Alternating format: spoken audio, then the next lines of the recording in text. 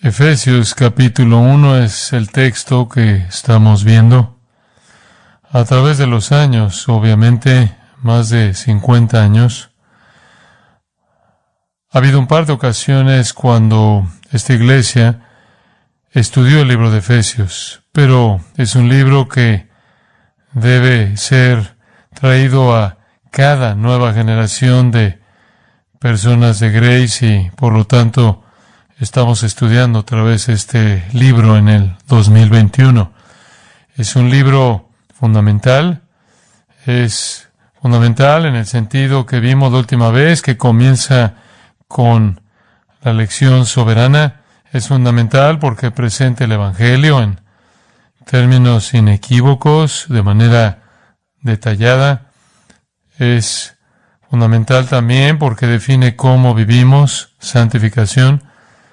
Da la estructura para la iglesia, nos informa sobre todas las relaciones humanas, matrimonio, familia, incluso empleo. Nos dice cómo luchar contra los poderes espirituales del infierno. Hace todo eso en unos capítulos cortos y unos cuantos. Entonces, a medida que leemos el libro de Efesios, la realidad es que este libro, versículo a versículo, se vuelve un punto de partida para explicar muchas otras cosas. De hecho, usted no podría leer la declaración "nos escogió" sin que eso lo forzara a usted a responder las preguntas inmediatas. ¿Qué significa eso? Usted no puede leer la palabra predestinado o la palabra adopción sin querer saber lo que eso significa. Y no puede en el texto para esta mañana, comenzando en el versículo 7, ver la palabra redención sin preguntar qué significa eso. Y entonces es como si el libro de Efesios fuera la puerta que nos lleva a la teología sana, la verdad sana, que forja nuestras vidas, transformándonos. Ahora quiero que regrese a este capítulo maravilloso y recuerde el versículo 3. Bendito sea el Dios y Padre de nuestro Señor Jesucristo, que nos bendijo con toda bendición espiritual en los lugares celestiales en Cristo. Nosotros entonces estamos respondiendo a ese mandato. Bendito sea el Dios y Padre de nuestro Señor Jesucristo, se presenta como una especie de mandato, aunque no en un sentido formal. Es un llamado para todos nosotros a unirnos al apóstol para proveer adoración al que nos ha bendecido con toda bendición espiritual. Esto es lo que es la alabanza, esto es adoración. Adoración dada a Dios, adoración dada a Cristo. Esto es adoración porque Dios es digno, porque Cristo es digno, el Espíritu de Dios es digno. Él merece nuestra adoración gozosa. Él merece que se pronuncie una bendición sobre su persona y obra. Y en particular lo bendecimos por las bendiciones que nos ha dado. Podemos obviamente honrar al Señor por su creación, podemos honrar al Señor por su gracia común, por aquellas cosas que se quedan cortas de la salvación eterna, pero aquello por lo que más bendecimos su nombre es por aquello que ha tenido el mayor efecto en nosotros, y eso es que Él nos ha concedido toda bendición espiritual que el cielo tiene en Cristo. Bendición es una palabra conocida para nosotros y hay dos palabras en el idioma griego que se traducen como bendición. Una es Makarios y la encuentra en las bienaventuranzas. Se usa unas 50 veces en el Nuevo Testamento y se encuentra en las bienaventuranzas. Bienaventurados los que, y las bienaventuranzas le dan a usted razones diferentes para definir esa bienaventuranza, pero tiene la idea de estar satisfecho o ser feliz, es más subjetiva. La otra palabra es eulogeo, y esa es la palabra que se usa aquí, y significa esencialmente dotar de una habilidad. para ser alguien digno. La primera es subjetiva, es estar feliz y satisfecho. Esta es subjetiva. La primera habla de una especie de bienaventuranza que experimentamos. Esta segunda palabra, eulogeo, define un tipo de bendición que recibimos de Dios. Él nos bendice y por lo tanto nos volvemos bendecidos. Dios nos está bendiciendo con todas las bendiciones que el cielo puede descargar sobre un pecador a través del Evangelio de Jesucristo. Dios es digno de que nosotros pronunciemos bendición sobre Él. Nosotros no somos dignos de que Él nos bendiga, ¿verdad? Lucas 17:10 dice, somos esclavos inútiles. Hechos 13:46, nos juzgamos indignos de la vida eterna. No merecemos todas las bendiciones espirituales en los lugares celestiales en Cristo. Sin embargo, Él nos bendice con todas esas bendiciones espirituales para que a su vez podamos bendecir su nombre. La adoración es nuestra respuesta a dicha bendición eterna e inagotable. De hecho, desde que nacemos estamos malditos. Estamos maldecidos por nuestra naturaleza caída. De hecho, desde que nacemos estamos malditos. Estamos maldecidos por nuestra naturaleza caída y estamos maldecidos por nuestra conducta pecaminosa. Entonces, ¿cómo es que pasamos de la categoría de los malditos a la categoría de los bienaventurados? ¿Cómo es que pasamos de la categoría de los malditos a la categoría de los bienaventurados sin que esto tenga nada que ver con nuestra dignidad? ¿Por qué Dios nos bendice? ¿Cómo es que Dios nos bendice para que podamos bendecir al que es digno? Lo hace debido a la gracia. Y recordamos, ¿no es cierto? Ahí en el versículo 6, su bendición para nosotros, comenzando con la elección, como vimos la semana pasada, es para alabanza de la gloria de su gracia que Él nos ha otorgado gratuitamente. No lo ganamos, no podíamos ganárnoslo. Pero Dios por gracia ha derramado todas las bendiciones que el cielo tiene con respecto a la bendición eterna en personas que son indignas y no han hecho nada para ganársela, y por lo tanto toda la gloria y la alabanza es para Él por dicha gracia. Ahora, la forma en la que Pablo divide esto en los primeros 14 versículos, que es lo que estamos viendo, es en los tiempos pasados, presentes y futuros muy obvios.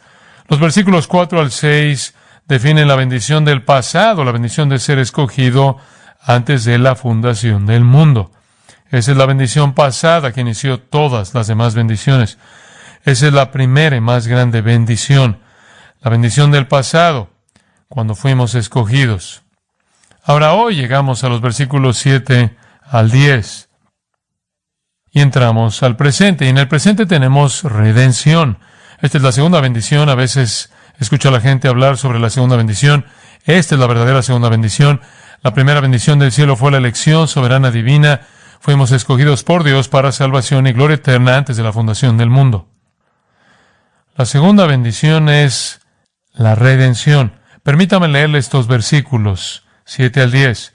En quien tenemos redención por su sangre, el perdón de pecados según las riquezas de su gracia.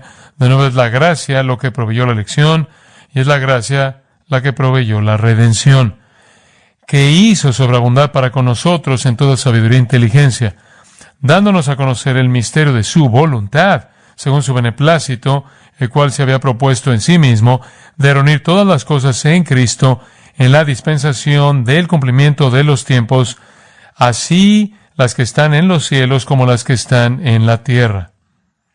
En Él. Hay tanto ahí. Tanto. Solo el hecho de que el versículo 10 diga, reunir todas las cosas en Cristo. Eso es enorme. Eso es casi incomprensible. Reunir todas las cosas en Cristo. Pero esa es la naturaleza de estas verdades en el capítulo inicial de Efesios. El primero, la doctrina de la elección. Recuerde que la semana pasada nos llevó a recorrer toda la Biblia para demostrar el hecho de que esto es consistente con la forma en que Dios obra, y Dios es Dios, y eso es lo que define a Dios como Dios. Él está a cargo. Él toma las decisiones. La redención es por igual una verdad ampliamente revelada en las páginas de las Sagradas Escrituras, como veremos esta mañana en los versículos 7 al 10, y luego los versículos 11 al 14, que terminan esta sección inicial, miran hacia la glorificación futura. Así que, de manera categórica, las bendiciones de la salvación vienen en tres tiempos: en el pasado, elección; en el presente, redención; en el futuro, glorificación. Esos tres reúnen todo, y todo se reúne en Cristo. Entonces, cuando hablamos de ser bendecidos con bendiciones espirituales, estamos pasando de una eternidad a otra a través del tiempo.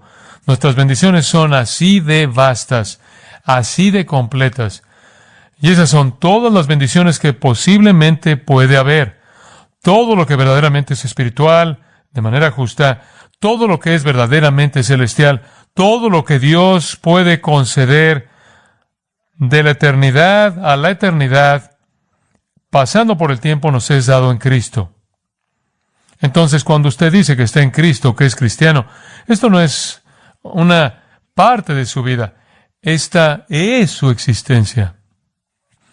Esto es lo que más lo define a usted. Y si no es lo que más lo define a usted, entonces hay razones para pensar que usted podría pensar que es cristiano, pero no lo es. Ahora, Pablo no se centra en lo subjetivo de ser feliz y satisfecho, como dicen las bienaventuranzas.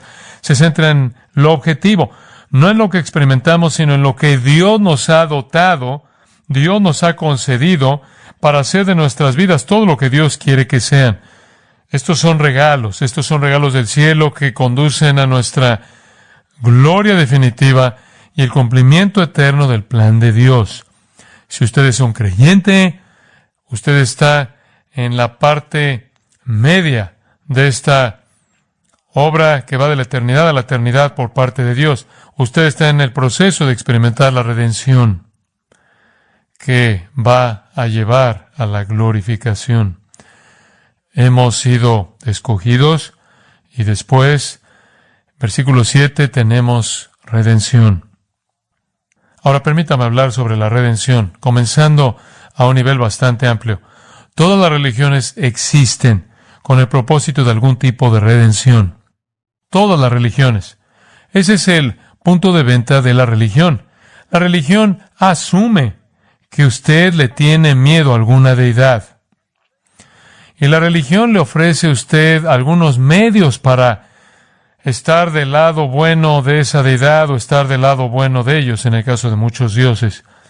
El propósito entero de la religión es definir su vida de tal manera que esté destinada a pacificar a la deidad, a abrirle un camino para que usted pueda pasar de no gozar del favor de la deidad a pasar a un punto en el que goza del favor de la deidad, para sacarlo de debajo de su hostilidad, de debajo de su ira, su enojo, incluso moverlo de la indiferencia a cierto nivel de interés. Entonces, todas las religiones asumen la deidad y asumen que usted está vinculado a esta deidad en el sentido de que la deidad lo va a tratar favorablemente en la vida o en la muerte, o no lo es.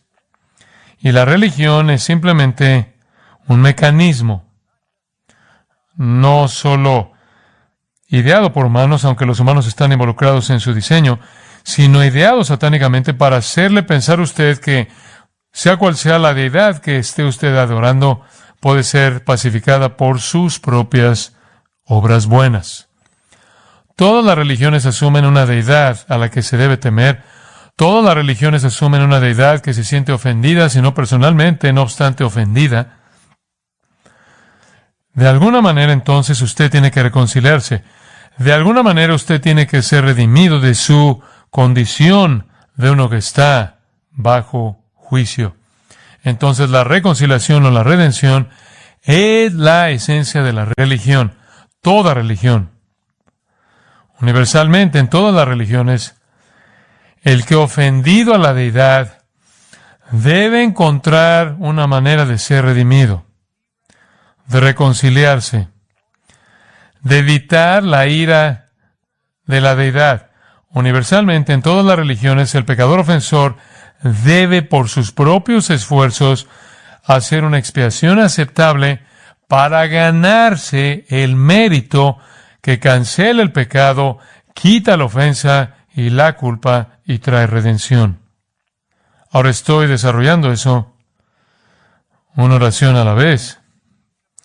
Universalmente, entonces, en todas las religiones, el mérito que gana la redención es realizado por el pecador, el ofensor, por buenas obras, acción moral, por rituales religiosos, por restitución, reparaciones, autohumillación, sacrificio, sea lo que sea, ya sea moral o ceremonial.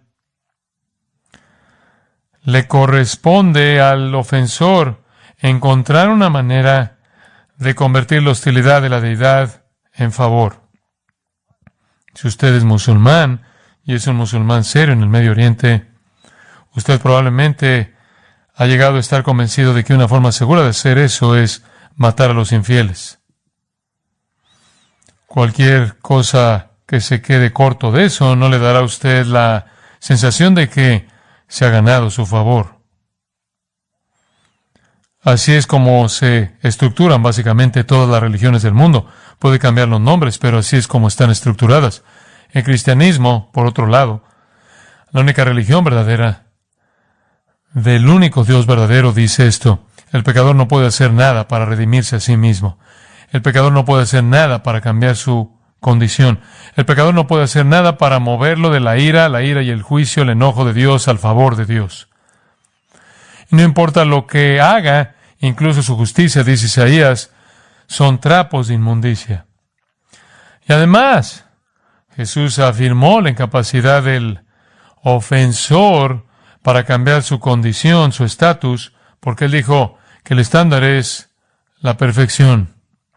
Jesús dijo en el Sermón del Monte: sed perfectos como vuestro Padre que está en los cielos es perfecto. ¿Quiere usted cambiar su estado? ¿Quiere cambiar usted su estatus con el Dios verdadero? Sea perfecto. Bueno, eso no es posible. Ninguna cantidad de buenas obras, ninguna cantidad de acción moral, ninguna cantidad de rituales religiosos, restitución, reparación, sacrificio, autohumillación. Nada de eso, todas juntas, puede proveer mérito que le gane a usted favor con Dios. La realidad es, regresa en la historia a la Reforma, eso es lo que hizo que Martín Lutero regresara a la palabra de Dios y descubriera que la salvación era por gracia a través de la fe, porque él fue torturado por su incapacidad de satisfacer su propia alma y silenciar su propia conciencia, y se dio cuenta de que no podía hacer nada por cambiar su miseria ante Dios. El estándar de Dios de justicia perfecta y la injusticia total del hombre elimina cualquier posibilidad de redención por mérito. Solo para ver eso, ve el capítulo 2 de Efesios. Y obviamente entraremos en esto a detalle. Estabais muertos en delitos y pecados. Ese es el problema. No tiene capacidad alguna de cambiar nada porque está muerto. No hay poder en una persona muerta. Usted estaba muerto. Usted estaba operando, siguiendo la corriente de este mundo, conforme al príncipe de la potestad del aire, el espíritu que ahora opera en los hijos de desobediencia. Usted fue básicamente capacitado, impulsado por Satanás mismo. Ustedes vivieron, dice el versículo 3, en los deseos de la carne, haciendo la voluntad de la carne y de los pensamientos, y éramos por naturaleza hijos de ira. Todo esto llevó al hecho de que usted era un hijo de ira. Esto es, la ira iba a ser su destino. Pero, versículo 4, Dios, que es rico en misericordia, por su gran amor con que nos amó, aun estando nosotros muertos en pecados, nos dio vida juntamente con Cristo. Solo una manera pudo suceder eso: por gracia sois salvos, no por obras. Y eso es lo que dice en los versículos 8 y 9, porque por gracia sois salvos por medio de la fe, y esto no de vosotros, pues es don de Dios, no por obras, para que nadie se gloríe. Somos hechura suya, creados en Cristo Jesús para buenas obras, las cuales Dios preparó de antemano para que anduviésemos en ellas. Dios nos escogió y Dios nos redimió. Y Él nos redimió, y en esa redención fue la regeneración que ahora nos dio la capacidad de hacer las cosas que agradaron a Dios. No recibimos nuestra salvación porque hacemos cosas que agradan a Dios. No podemos hacerlas antes de que hayamos sido redimidos, pero después hemos sido redimidos para buenas obras. Entonces la redención, la reconciliación, como la elección, viene de Dios al pecador. La salvación es una obra de Dios, no una obra del hombre. Dios proveyó la expiación que redime. Dios escogió a quien redimiría, y después Dios proveyó el sacrificio expiatorio mediante el cual esa redención se aplicaría a los que había escogido. Esa es la razón por la que el versículo 7 dice, tenemos redención. No nos la ganamos, no nos la ganamos. La tenemos porque Él la hizo sobreabundar para con nosotros. Él la hizo sobreabundar para con nosotros. La elección y la redención entonces son obra de Dios para alabanza, versículo 6, de la gloria de su gracia. Su gloria solo toca a los pecadores por su gracia. Sin gracia, nosotros nunca podríamos ver la gloria de Dios. La única forma en la que podríamos llegar a ver la gloria de Dios sería por gracia, no por obras. Sé que esto es básico, pero es muy refrescante escucharlo de nuevo porque es la razón de nuestra adoración, ¿no es así? Debido a esta gracia. Escucha Romanos 5:17. Pues sí, por la transgresión de uno, ese es el pecado de Adán, reinó la muerte. En otras palabras, toda la raza humana murió cuando Adán pecó. Mucho más reinarán en vida por uno solo, Jesucristo, los que reciben la abundancia de la gracia y del don de la justicia. Entonces, a través de Jesucristo, aquellos que fueron condenados por el pecado de Adán, reciben la abundancia de la gracia y el don de la justicia. En el siguiente versículo él dice, así que, como por la transgresión de un Adán, vino la condenación a todos los hombres, de la misma manera por la justicia de uno, ese es el acto de justicia hecho por el Señor Jesucristo mismo, vino a todos los hombres la justificación de vida. Esa es una declaración asombrosa. Y sabemos el impacto que un hombre puede tener en toda la raza humana. Adán pecó y toda la raza humana fue lanzada a la corrupción. Pero lo otro también es cierto.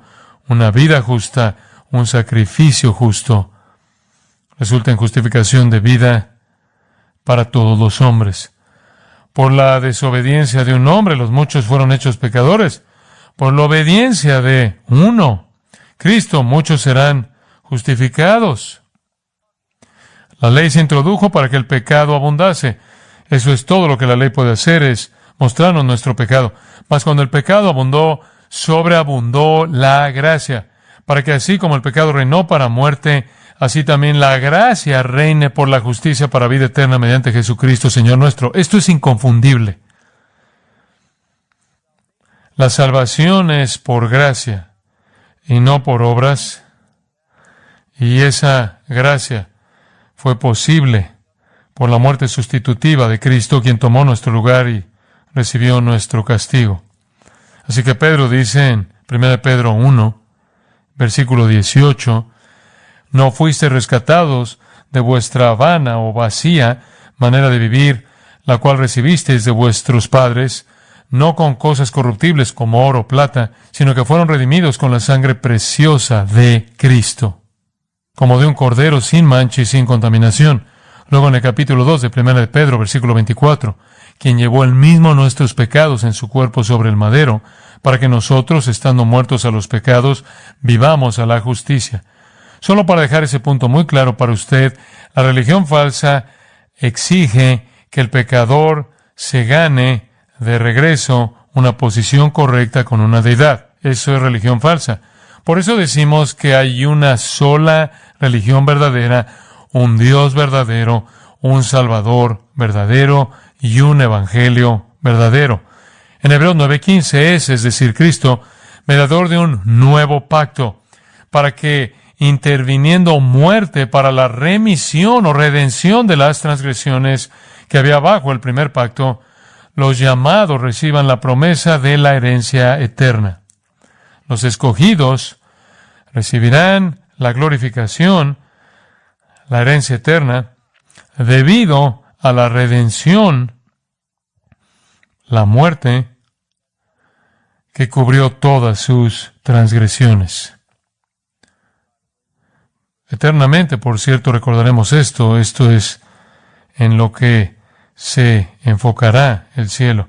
Estaremos en el cielo haciendo esencialmente lo que hicimos esta mañana, cantando sobre la gracia admirable, cantando sobre la salvación que nos fue dada en Cristo. Entonces, la redención, solo estoy tratando de darle el panorama general, es la obra de Dios mediante la cual Él mismo ofrece a su Hijo como precio de rescate por el pecado que ha indignado su santidad, y como Él escogió el sacrificio, Él escogió la expiación satisfactoria. Cuando Cristo murió, el Padre quedó satisfecho y el pago se hizo en su totalidad, y ese pago redimió a todos los que pertenecen a Dios. De regreso a Levítico 25, una parte interesante de la presentación de la ley por parte de Dios, cuando un israelita se volvía tan pobre que no le quedaba nada más que venderse a sí mismo como esclavo en alguna forma de esclavitud. La ley de Dios hizo provisión para que su familia lo redimiera de la esclavitud, pagando un precio. De manera similar, todos estamos esclavizados al pecado. Estamos en bancarrota. Y Cristo ha pagado el precio para redimirnos. Por eso Marcos 10:45 dice, dio su vida en rescate por muchos. Ahora la gente pregunta a menudo, ¿a quién se pagó el rescate? ¿A quién se pagó el precio de redención? Y ha habido una serie de sugerencias. Creo que es bastante obvio. El rescate fue pagado a Dios. Dios fue el ofendido, ¿verdad? Dios es quien exigió el pago. Dios es quien eligió a Cristo. Dios es quien predeterminó que moriría, según el libro de los Hechos. Dios escogió los medios de expiación. Dios escogió a la gente de la expiación, su Hijo. Dios escogió la extensión o el alcance de la expiación, la nivelación de todo juicio contra todos los que alguna vez creerían y todos sus pecados en el sustituto. El que inició la necesidad de la redención es Dios, porque fue Dios quien maldijo a la humanidad. Regresa a Deuteronomio 27 y lea todas las maldiciones, maldición tras maldición tras maldición, impuestas sobre el pueblo por Dios mismo. Es Dios quien es el juez, es Dios quien es el verdugo, es Dios quien destruye tanto el alma como el cuerpo en el infierno, es Dios quien tiene que ser satisfecho, es Dios quien escoge los medios de expiación y el agente de la expiación. Esta es la obra de Dios. Hemos literalmente sido comprados de regreso de una maldición. Y eso es lo que se nos ha prometido, ¿no es así? Que Cristo fue hecho maldición por nosotros. Dios maldijo a Cristo para que Él pudiera librarnos de la maldición. En Colosenses capítulo 2, muchos versículos están viniendo a mi mente, pero leemos en el capítulo 2, versículo 12. Sepultados con Él en el bautismo, en el cual fuisteis también resucitados con Él, mediante la fe en el poder de Dios, que le levantó de los muertos, y a vosotros, estando muertos en pecados y en la incircuncisión de vuestra carne, os dio vida juntamente con Él, perdonándoos todos los pecados, anulando el acta de los decretos que había contra nosotros, que nos era contraria, quitándola de en medio y clavándola en la cruz. Lenguaje magnífico. Clavándola en la cruz. Las palabras maravillosas de Pablo en Gálatas 3:10, porque todos los que dependen de las obras de la ley están bajo maldición, porque escrito está, y esto es de Dios. Directamente de Deuteronomio 27, maldito todo aquel que no permaneciere en todas las cosas escritas en el libro de la ley para hacerlas. Usted es maldito si no guarda la ley perfectamente. Y que por la ley ninguno se justifica para con Dios es evidente, porque el justo por la fe vivirá. Si usted pudiera ser justificado por la ley, no tendrá que vivir por la fe para ser justificado. No obstante, la ley no es por fe. Por el contrario, el que hiciera estas cosas vivirá por ellas. Cristo nos redimió de la maldición de la ley, hecho por nosotros maldición, porque escrito está, maldito todo el que es colgado en un madero, y que Cristo se volvió la maldición por nosotros. Nuestra condición es tan profunda que en Juan 8:34 se nos identifica como esclavos del pecado. Romanos 6:17, esclavos del pecado nuevamente. Romanos 7:14, en esclavitud bajo el pecado. Romanos 8:21, esclavos de la corrupción. En esta condición no podemos hacer nada por agradar a Dios. Solo Dios puede determinar una expiación que sea satisfactoria. Tito 2:13, aguardando la esperanza bienaventurada y la manifestación gloriosa de nuestro gran Dios y Salvador Jesucristo. Después, versículo 14, quien se dio a sí mismo por nosotros para redimirnos de toda iniquidad y purificar para sí un pueblo propio celoso de buenas obras.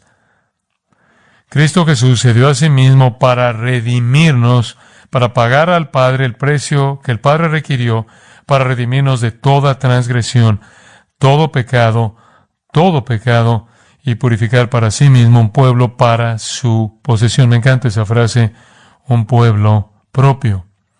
Le pertenecemos a Él. Éramos regalos de amor para el Padre entregados a Él, pero nunca hubiéramos podido ser recibidos por Él si no Él hubiera pagado el precio de nuestra redención. Eso es absolutamente fundamental para cualquier comprensión del cristianismo, cualquier comprensión del Evangelio. Escuche lo que dice en Hebreos 2:10. Porque convenía a aquel, hablando de Cristo, por cuya causa son todas las cosas y por quien todas las cosas subsisten, que habiendo de llevar muchos hijos a la gloria, perfeccionase por aflicciones al autor de la salvación de ellos. Porque el que santifica y los que son santificados de uno son todos, por lo cual no se avergüenza de llamarlos hermanos. Entonces, ¿cómo pasamos de ser odiados por Dios y enemigos de Dios a ser hermanos de Cristo? ¿Cómo es eso posible? Solo es posible si alguien viene y ocupa nuestro lugar. El versículo 14 dice que Cristo participó de carne y sangre, se hizo como nosotros, para destruir por medio de la muerte al que tenía el imperio de la muerte, esto es el diablo, y librar a todos los que por el temor de la muerte estaban durante toda la vida sujetos a servidumbre. Él nos liberó, Él nos redimió. Esto se repite en muchos lugares del Nuevo Testamento, le acabo de dar algunas muestras. Entonces, decimos que la muerte de Cristo fue una sustitución, y lo fue. Eso significa que Él tomó nuestro lugar. La muerte de Cristo fue una propiciación. Eso significa una satisfacción. Fue satisfactorio para el Padre, y esa es la razón por la que el Padre lo resucitó de entre los muertos. Fue una reconciliación. Nos trajo de regreso al Padre como hijos adoptivos. Fue una redención. Fuimos comprados de regreso de la esclavitud al pecado. Y fue una dominación. No escucho que la palabra dominación se use lo suficiente al hablar de la muerte de Cristo. Pero la muerte de Cristo fue el dominio sobre todo pecado, todas las fuerzas del mal. Nos liberó.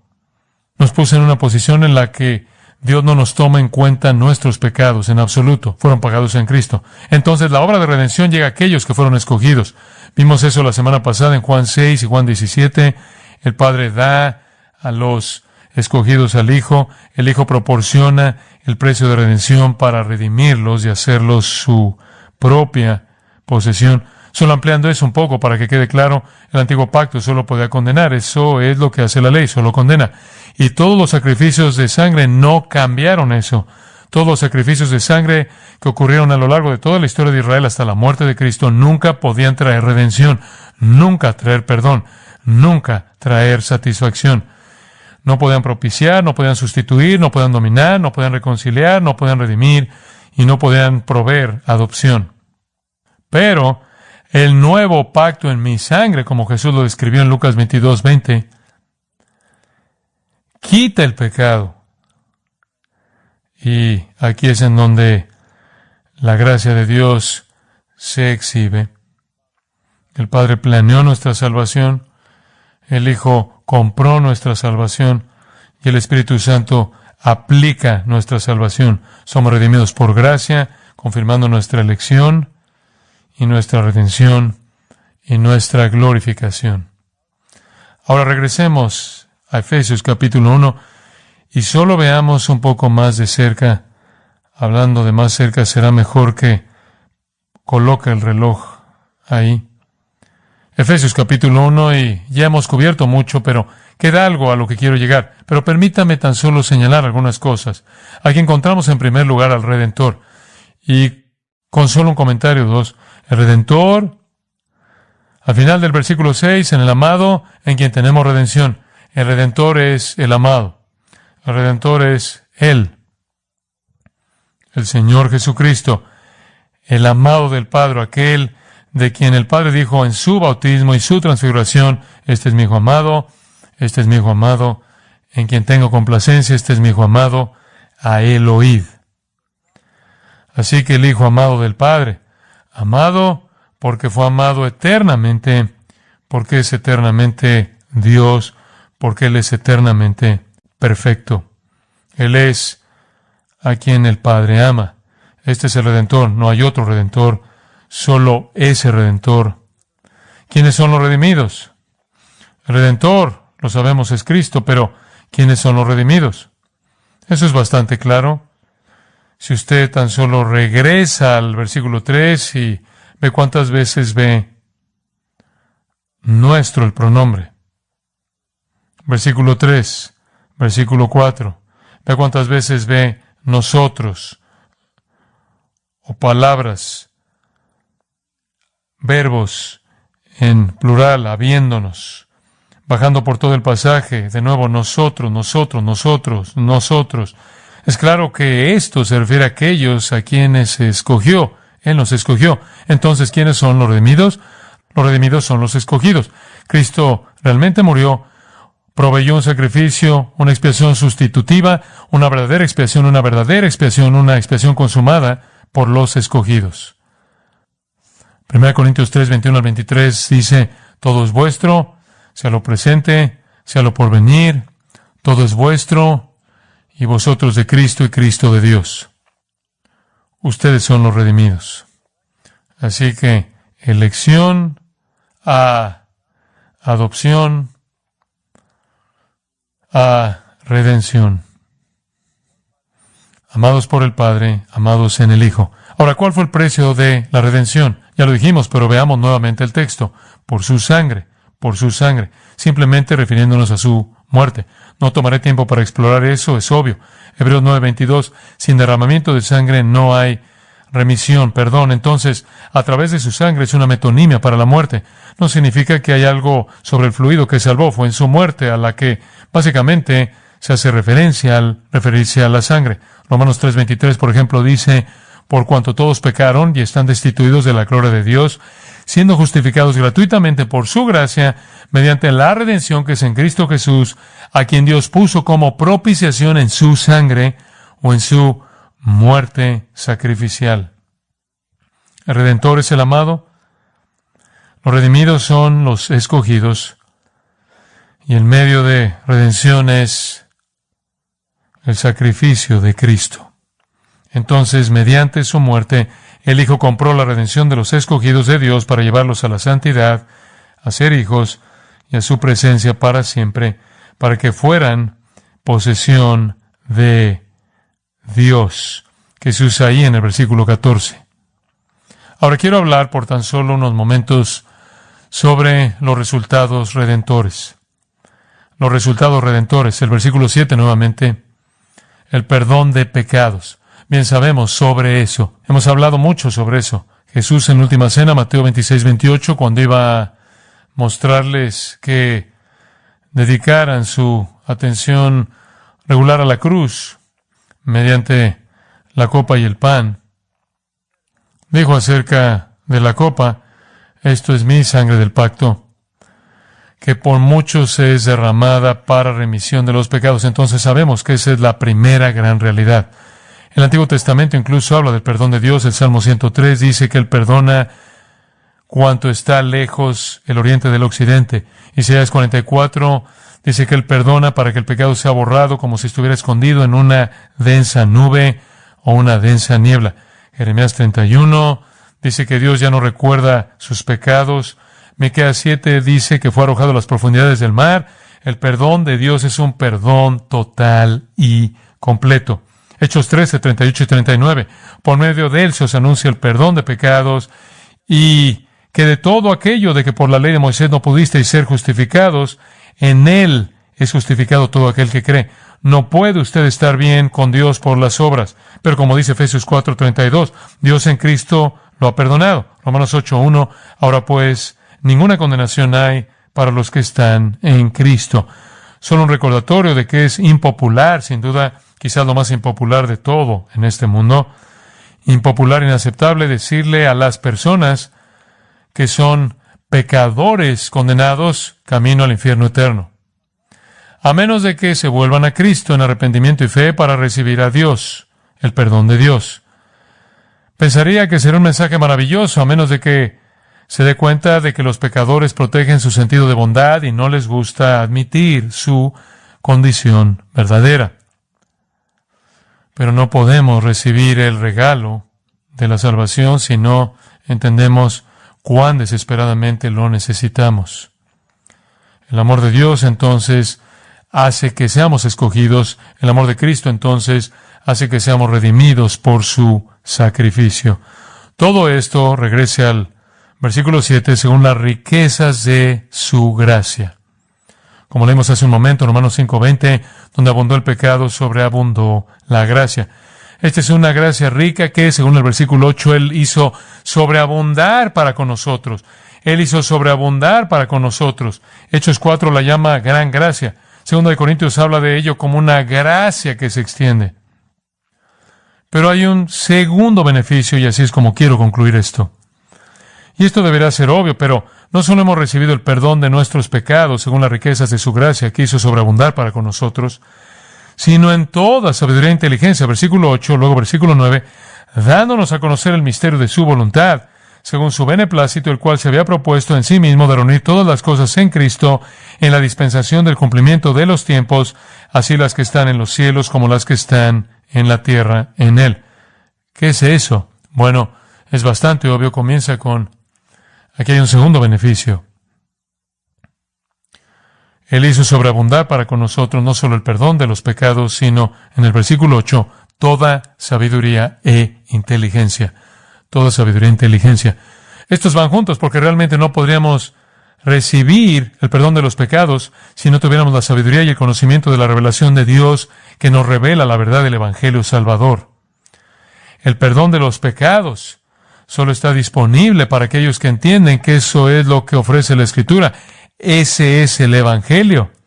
En el capítulo 3, versículo 8 de Efesios, Pablo dice, a mí que soy menos que el más pequeño de todos los santos, me fue dada esta gracia de anunciar entre los gentiles el Evangelio de las inescrutables riquezas de Cristo y de aclarar a todos cuál sea la dispensación del misterio escondido desde los siglos en Dios, que creó todas las cosas, para que la multiforme sabiduría de Dios sea ahora dada a conocer por medio de la Iglesia a los principados y potestades en los lugares celestiales. Pablo dice, miren, Dios me dio el mensaje de las insondables riquezas de Cristo para que pudieran ser traídas a la luz, para que la sabiduría manifiesta, la multiforme sabiduría de Dios se conocieran en la Iglesia y por medio de la Iglesia. Así que simplemente existe esta idea simple. Dios le dio una revelación a Pablo y Pablo pasó esta revelación y fue recibida por aquellos a quienes se les había dado la capacidad de entenderla. El hombre natural no percibe las cosas de Dios, dice Pablo a los Corintios, pero la redención le concedió a usted y a mí toda sabiduría e inteligencia. Esa es una declaración sin reservas. Toda sabiduría e inteligencia. Usted recuerda atrás en Mateo 11:25 Jesús hablando con sus discípulos, ninguno de los cuales era parte de la élite religiosa, y le dijo al Padre con respecto a ellos: Te alabo, Padre, Señor del cielo y de la tierra, porque escondiste estas cosas de los sabios y de los entendidos y las revelaste a los niños. La revelación divina no llega a quienes son inteligentes. Pablo dice en 1 Corintios capítulo 1 que los sabios no tienen acceso a la verdad divina. Pero nosotros sí. Lo que es misterio para todos los demás está claro para nosotros. Escuche 1 Corintios 2:6. Hablamos sabiduría entre los que han alcanzado madurez, y sabiduría no de este siglo, ni de los príncipes de este siglo que perecen. Mas hablamos sabiduría de Dios en misterio. Todavía es un misterio para ellos. La sabiduría oculta, la cual Dios predestinó antes de los siglos para nuestra gloria, la que ninguno de los príncipes de este siglo conoció. Nadie lo entiende, pero Dios nos la reveló a nosotros por el Espíritu. Primera de Juan dice que tenemos una unción de Dios, nos enseña todas las cosas. Entonces, no solo tenemos la bendición de tener el perdón de los pecados, sino que junto con eso tenemos la capacidad de entender toda la sabiduría y toda la inteligencia de la revelación de Dios. Es por eso que Pablo dice en 1 Corintios 1:30, Cristo se ha vuelto para nosotros sabiduría de Dios. Conocemos a Cristo y en Él todos los tesoros de la sabiduría y el conocimiento están ocultos del mundo, pero se nos han revelado. Dios nos ha bendecido con toda bendición espiritual. Nos escogió, nos adoptó, nos redimió, hizo sobreabundar para con nosotros perdón. Y ahora se nos ha dado sabiduría e inteligencia para comprender y creer la historia completa del Evangelio y todo lo que ha sido revelado desde el cielo en las Sagradas Escrituras. No solo tenemos el conocimiento profundo del Evangelio Salvador, sino que además, vea los versículos 9 y 10, solo por un momento, dándonos a conocer el misterio de su voluntad, según su beneplácito, el cual se había propuesto en sí mismo de reunir todas las cosas en Cristo, en la dispensación del cumplimiento de los tiempos, así las que están en los cielos como las que están en la tierra, en Él. ¿Sabe lo que eso es? Ese es el futuro. Él nos dio a conocer el misterio de su voluntad. En Mateo 13:11, Jesús le dijo a sus discípulos: porque a vosotros os es dado saber los misterios del reino de los cielos. Pablo dice en 1 Corintios 4:1 que somos administradores de los misterios de Dios. Pablo le habló a Timoteo sobre el misterio de la fe. Y al final del libro de Romanos, capítulo 16, versículo 25, y al que puede confirmaros según mi evangelio y la predicación de Jesucristo, según la revelación del misterio que se ha mantenido oculto desde tiempos eternos, pero que ha sido manifestado ahora, y que por las escrituras de los profetas, según el mandamiento del Dios eterno, se ha dado a conocer a todas las gentes para que obedezcan a la fe, al único y sabio Dios, sea gloria mediante Jesucristo para siempre. Amén. Él irrumpe en una doxología cuando contempla el hecho de que no solo se nos ha dado entendimiento del Evangelio, sino que se nos ha dado entendimiento de todo lo que se manifiesta en las escrituras de los profetas, y las escrituras de los profetas podría ser una alusión a los profetas del Antiguo Testamento, pero lo más probable es que se refiere a los profetas del Nuevo Testamento. El Señor Efesios 4 dio a la iglesia apóstoles y profetas, predicadores del Nuevo Testamento, el misterio. Esto abarcaría, si regresa a Efesios 1, esto es muy importante, esto abarcaría el fin. El fin, ¿cómo sabes eso? Porque se refiere al cumplimiento de los tiempos. El cumplimiento de los tiempos, el fin de todo, reunir todas las cosas que se relacionan con el cielo y la tierra. Entonces, ¿por qué recibimos esta revelación sobre el futuro?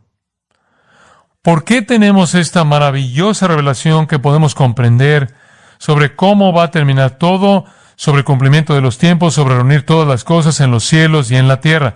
¿Por qué nos dio eso? Dos razones, creo. Número uno, honrar a su Hijo, para que podamos ver la verdadera gloria de su Hijo. Y en segundo lugar, para darnos esperanza. Lo necesitamos, ¿no es así? La revelación del fin, la escatología, parte de los tesoros de la sabiduría y del conocimiento. La dispensación del cumplimiento de los tiempos significa simplemente el fin de todo, la culminación, la consumación de toda la historia redentora. ¿Y qué sabemos de toda la historia redentora? Todo terminará en Cristo. Todo va a terminar en Cristo. Colosenses 1, versículo 15. Él es la imagen del Dios invisible, el protótocos, el primordial de toda la creación. Porque en Él fueron creadas todas las cosas, las que hay en los cielos y las que hay en la tierra, visibles e invisibles, sean tronos, sean dominios, sean principados, sean potestades, todo fue creado por medio de Él y para Él. Entonces Él es el comienzo de todo, Él creó todo. Él es antes de todas las cosas, en Él todas las cosas se mantienen juntas. Él es quien creó todo, es quien sostiene todo. Él es la cabeza del cuerpo, la iglesia. Él es el principio, el primogénito de entre los muertos, para que Él mismo llegue a tener el primer lugar en todo, por cuanto agradó al Padre que en Él habitase toda la plenitud. Luego, en el versículo 20, y por medio de Él reconciliar consigo todas las cosas, no solo a todas las personas, no a todos los escogidos, sino todas las cosas, haciendo la paz mediante la sangre de su cruz. Por medio de Él, digo, ya sean cosas en la tierra o cosas en el cielo, todo se va a resolver en Cristo. Él lo creó todo, lo sostiene todo, todo encuentra su resolución en Él. Aquí es hacia donde va la historia. Aquí es hacia donde va la historia. Ojalá tuviera más tiempo. Un pasaje más, 1 Corintios 15, 22. Porque así como en Adán todos mueren, también en Cristo todos serán vivificados. Pero cada uno en su debido orden, Cristo las primicias, luego los que son de Cristo en su venida. Luego el fin, cuando entregue el reino a Dios y Padre, cuando haya suprimido todo dominio, toda autoridad y potencia, porque preciso es que Él reine hasta que haya puesto a todos sus enemigos debajo de sus pies, y el postrer enemigo que será destruido es la muerte, porque todas las cosas las sujetó debajo de sus pies. Y cuando dice que todas las cosas han sido sujetadas a Él, claramente se exceptúa aquel que sujetó a Él todas las cosas. Pero luego que todas las cosas le estén sujetas, entonces también el Hijo mismo se sujetará al que le sujetó a Él todas las cosas, para que Dios sea todo en todo. Simplemente abrumador. Todo se resuelve en Cristo, y cuando Cristo ha tomado el control de absolutamente todo, se lo devuelve al Padre. La salvación se resume en Cristo. El pecado y la muerte son reunidos y destruidos en Cristo. La ley del Antiguo Testamento se resume en Cristo. Las profecías del Antiguo Testamento se resumen en Cristo. Las ceremonias del Antiguo Testamento se resumen en Cristo. Las promesas y bendiciones del reino del Antiguo Testamento se resumen en Cristo. El dominio sobre todos los seres angelicales, sean santos o impíos, se resume en Cristo. El futuro de la creación material se resume en Cristo. Todo juicio se resume en Cristo. Toda la gloria eterna se resume en Cristo.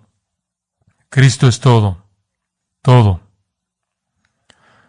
Esa es la razón por la que en el versículo 15 de Efesios 1, Pablo hace una oración que veremos la próxima vez.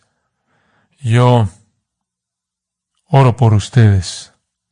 Versículo 17, para que el Dios de nuestro Señor Jesucristo, el Padre de gloria, os dé espíritu de sabiduría y de revelación en el conocimiento de Él.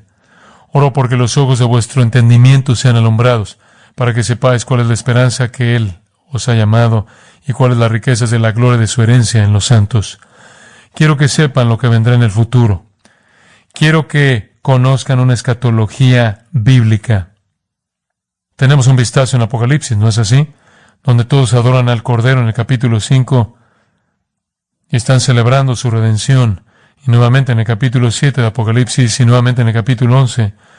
Y luego viene con una prenda salpicada de sangre en el capítulo 19 para establecer su reino, y luego crea un cielo nuevo y una tierra nueva, y Él es la luz de esa ciudad celestial. Colosenses 3:11 dice, Cristo es el todo y en todos. Cristo es todo, todo. Todo está resumido. Tal declaración resumida en Él. Hasta el cielo nuevo y la tierra nueva. Él viene a juzgar a los impíos. Él viene primero a reunir a su iglesia, los traerá de regreso en juicio. El juicio llenará la tierra por un periodo de tiempo y luego Él regresará con sus santos para establecer su reino milenial. Apocalipsis 20. Después de 1000 años destruirá a los rebeldes que queden y creará un cielo nuevo y una tierra nueva. Cristo es todo. Él es todo. Padre, te agradecemos por la maravilla de la redención. Sabemos que no solo redimirás a tus escogidos, sino que redimirás la tierra. Vas a redimir el cielo. Vas a restaurar una especie de ambiente edénico en tu reino, en la tierra, y luego vas a borrar esta creación manchada de pecado y crearás un cielo nuevo y una tierra nueva. Creaste el original, mantienes al que existe. Tú serás el instrumento de su demolición durante el tiempo de la tribulación.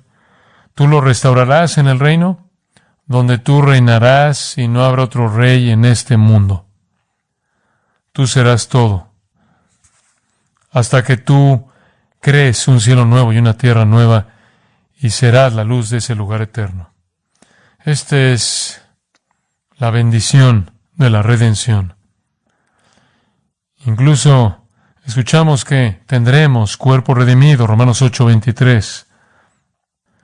Así que ahora estamos en el proceso de esa redención. Hemos sido redimidos de nuestros pecados, de la muerte y del juicio. Seremos redimidos, seremos rescatados, incluso de la presencia del pecado en tu glorioso cielo de cielos, con un cuerpo nuevo, un cuerpo redimido como tu cuerpo de resurrección. Reinaremos contigo en esta tierra como tu pueblo redimido. Y la redención final vendrá cuando todo este universo deje de existir y tú crees un cielo nuevo y una tierra nueva donde haya justicia, paz y gozo eterno. Tú eres todo. Tú creaste cuando no había nada. Lo has sostenido. Tú lo llevarás a su fin. Todo juicio te pertenece. Toda la salvación te pertenece. Y luego tú vas a crear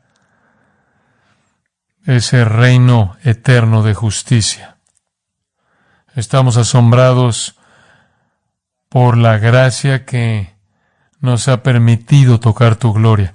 La gloria del perdón y la gloria de la revelación divina. Y para que podamos glorificarte, se nos ha dado el relato del futuro. Para que podamos glorificarte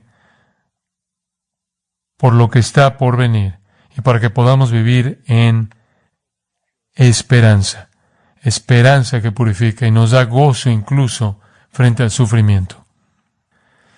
Y mientras vemos la próxima vez hacia ese futuro y la herencia eterna que nos espera, que siempre estemos atraídos a adorar y bendecir tu nombre porque tú eres digno.